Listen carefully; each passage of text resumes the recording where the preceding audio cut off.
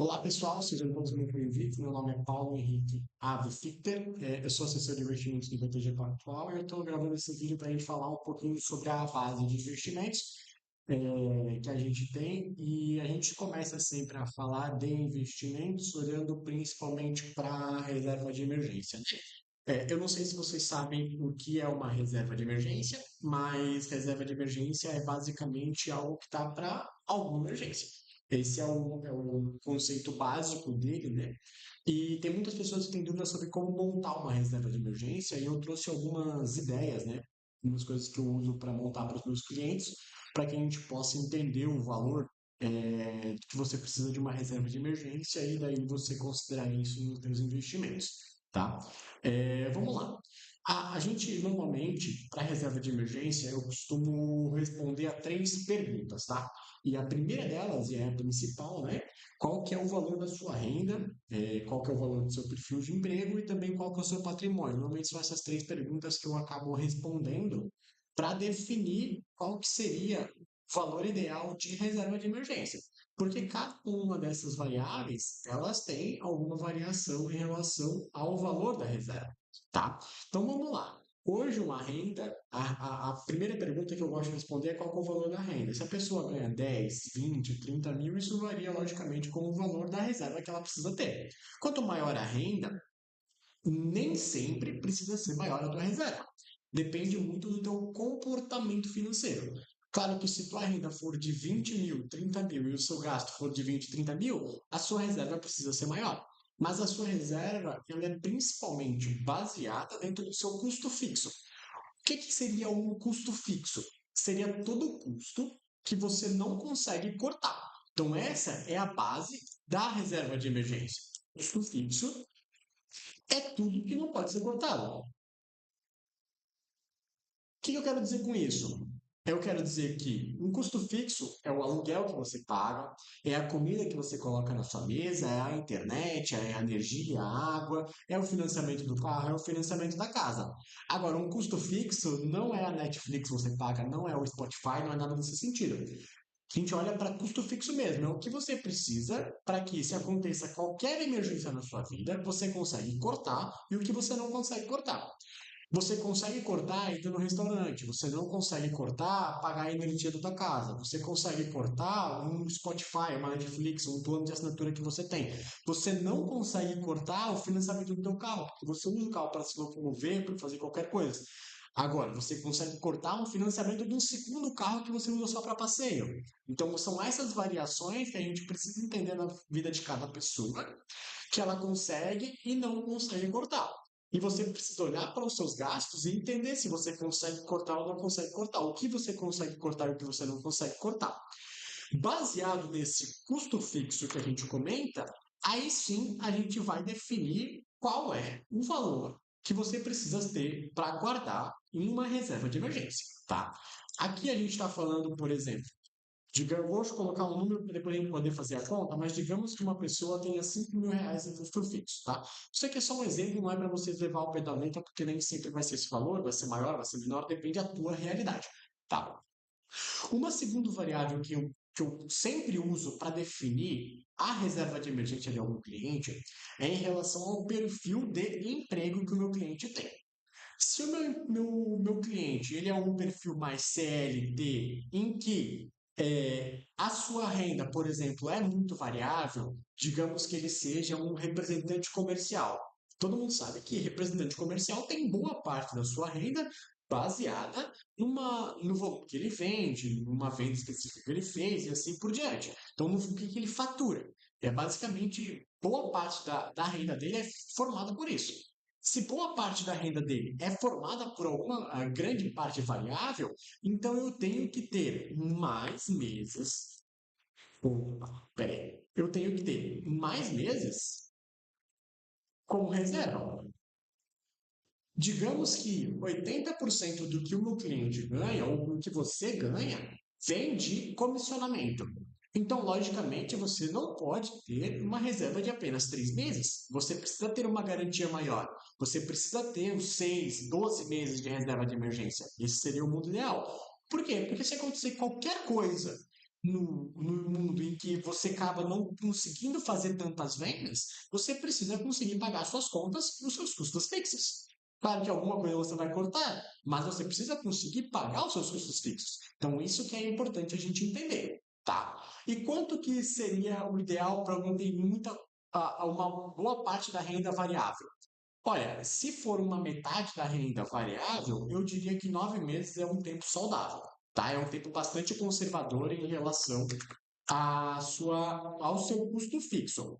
Ou seja, o que eu quero dizer com isso? Eu quero dizer que para eu fazer isso, eu preciso multiplicar, caramba, preciso multiplicar meu 5 mil por 9 meses. Então, a reserva desse meu cliente, ela parte de 45 mil. A sua reserva, sendo alguém que é CLT, que tem uma boa parte da sua renda, mais de 50% variável, você parte de uma reserva de emergência de 45 mil. Por quê? É o meu custo fixo multiplicado pelo prazo que eu tenho que ter de renda garantida. Tá? Como são 9 meses aqui, a gente colocou 9 meses, então eu tenho que ter 45 mil. Agora, digamos que você é um servidor público ou então você até é um CLT, mas um CLT com alta estabilidade empregatícia. Esse é o termo correto, tá? Não precisa necessariamente ser um servidor público, mas você precisa ter uma alta estabilidade empregatícia. Como você consegue medir isso?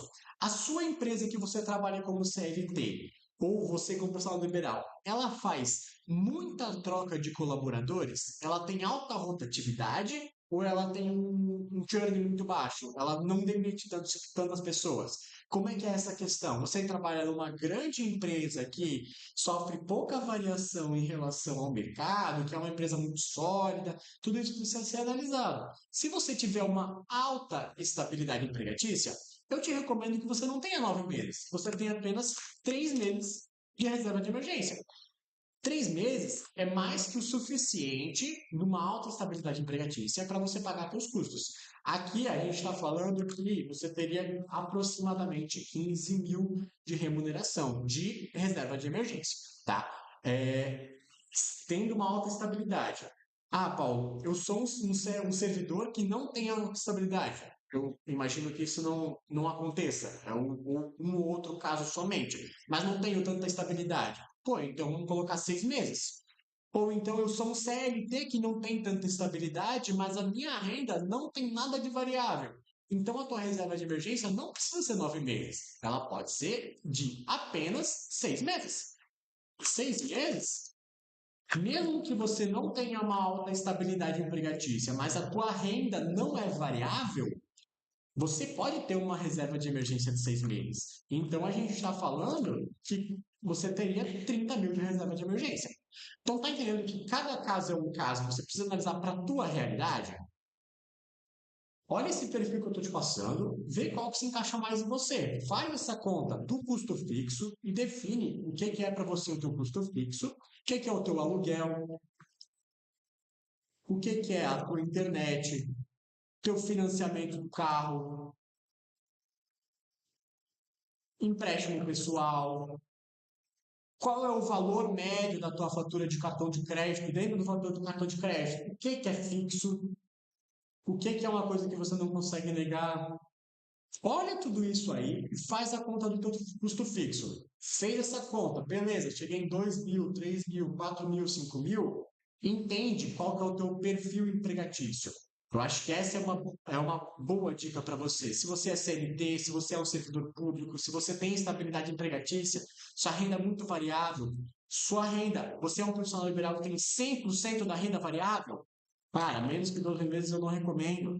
Você tem uma empresa, 12 meses, menos que 12 meses eu não recomendo. Se você tem uma empresa que tem muitos funcionários, aqui eu até estenderia. Eu consideraria 12 meses dentro da tua renda pessoal, mais pelo menos 6 meses da tua renda PJ, tá? O teu faturamento PJ, de 3 a 6 meses.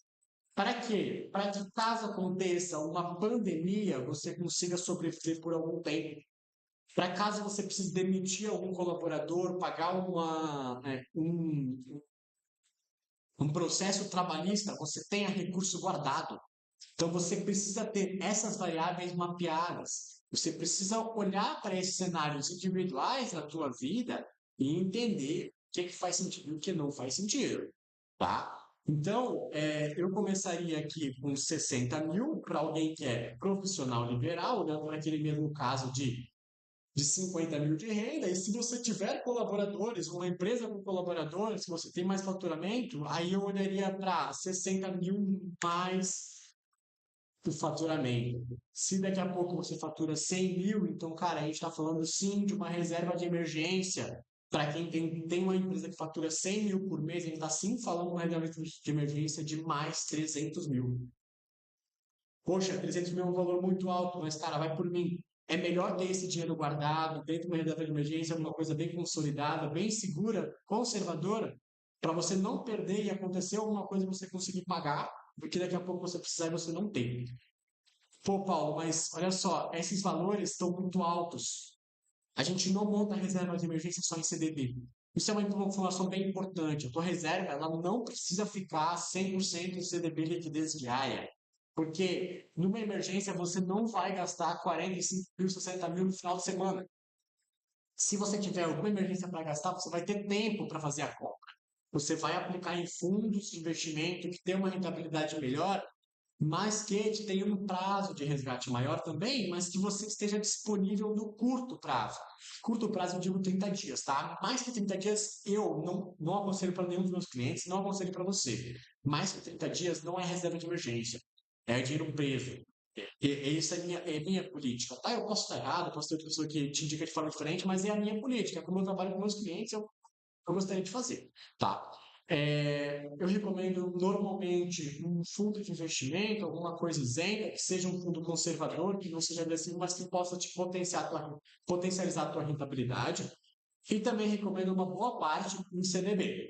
Qual que é a parte que eu recomendo em CDB? Normalmente nada acima de 20 mil, porque a tua emergência não vai passar disso. A não ser que teu perfil de gasto seja muito alto, tua reserva, tua emergência não passa muito de 20 mil, tá?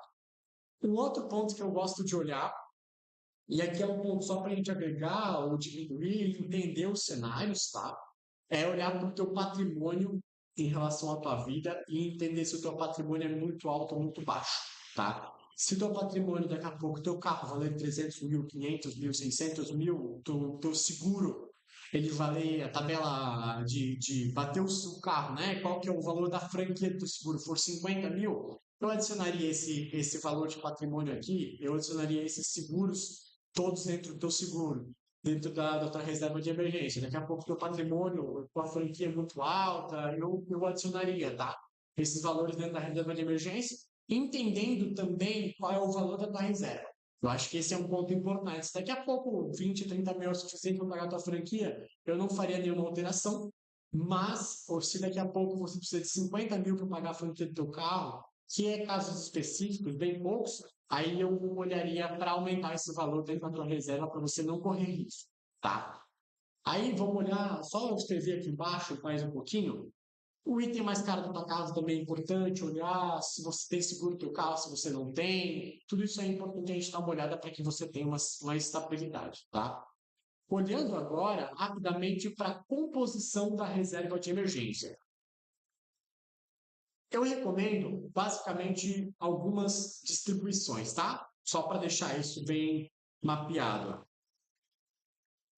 Eu recomendo de 20 a 30 mil em liquidez diária, tá? Opa, 20 a 30 mil de liquidez diária. Desse valor, eu recomendo que você tenha alguma coisa em dinheiro, tá? Em dinheiro mesmo, em dinheiro espécie. Porque tem vezes que teu banco não vai funcionar, tem vezes que você, final de semana, você não vai conseguir resgatar. Qualquer coisa pode acontecer, teu cartão pode bloquear. Então, eu recomendo que você tenha alguma coisa disso em espécie.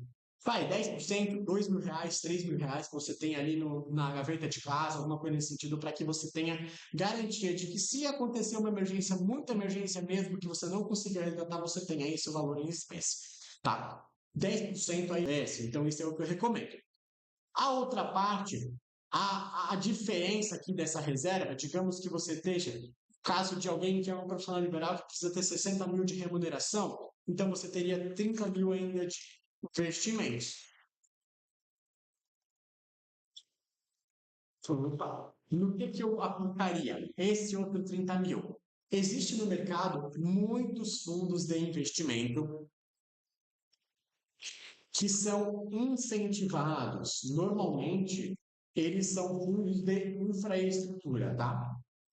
Esses fundos, eles normalmente infraestrutura. Normalmente, esses fundos eles são incentivados, ou seja, eles são isentos de imposto de renda e eles têm uma rentabilidade muito próxima a 100% do CDI. Tem diversos emissores que têm isso, tá? O VTG tem outros que eu já vi, o Itaú tem, Santander tem, todos eles, a maioria tem, e a maioria eles investem uma boa parte, uma alta concentração deles em ativos de infraestrutura, ou seja, LCIs, CRIs, principalmente, também tem LCDs, alguns deles. Cada fundo tem a sua especificidade, mas são fundos que são incentivados, sempre de imposto de renda, e te entregam uma rentabilidade superior ao CDB.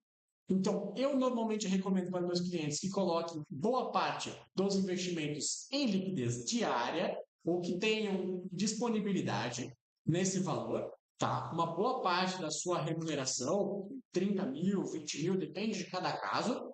E o restante, eu indico um fundo incentivado, um fundo de infraestrutura, tá? Essa é a minha recomendação, é assim que normalmente eu monto para os meus clientes. E eu tenho diversos tipos de clientes, tá? Incluindo clientes que ganham 5 mil por mês, ganharam uma herança, qualquer coisa do tipo, e tem um alto valor aplicado. E também tem clientes que ganham 50, 100 mil por mês, também tem um alto valor aplicado. E tem clientes que têm um alto custo fixo, tem clientes que têm baixo custo fixo. Cada cliente tem seu cenário, mas normalmente esse é o passo a passo que eu uso para montar essa estrutura. É isso que é importante você entender como se monta essa estrutura para que você possa fazer aí na sua casa também, tá? Olhar para os teus investimentos e fazer essa distribuição. Pô, Paulo, tá muito longe esses valores, 45 mil, 30 mil, sou profissional liberal, eu tenho uma empresa, tem 2 funcionários, 360 mil é muito longe. Cara, olha só, primeiro que você tem que entender que R$ 1, R$ 100 é melhor que R$ 0. Esse é o primeiro ponto, tá? Comece, sempre comece. E a melhor forma de começar é aplicando 5% do que tu ganha, 10% do que tu ganha, tá? Normalmente eu indicaria pelo menos uma aplicação aí para quem tem PJ, pelo menos de 3% ao mês, para que em 3 anos você tenha um valor de um faturamento inteiro, um faturamento mensal aí dentro dessa aplicação.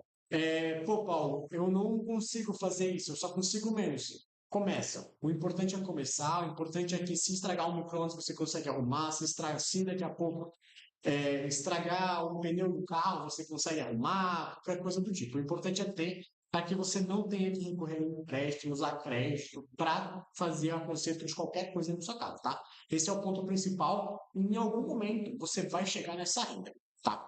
É mais ou menos isso que eu tinha para hoje, para a gente conversar, para a gente apresentar. Deixa a sua opinião aí embaixo nos comentários. Eu também vou deixar aí embaixo nos comentários. Se você quiser que eu faça análise para você, eu trabalho no BTG, BTG Pactual Investimentos. Eu sou assessor de investimentos, trabalho com esse tipo de produto, trabalho com seguro, consórcio e tudo mais, investimentos principalmente. Mas se você quiser um apoio, uma mão para fazer seus investimentos, para olhar para essa reserva de emergência, qualquer coisa desse tipo, eu estou à disposição 2 horas, tá bom? Um abraço e até mais.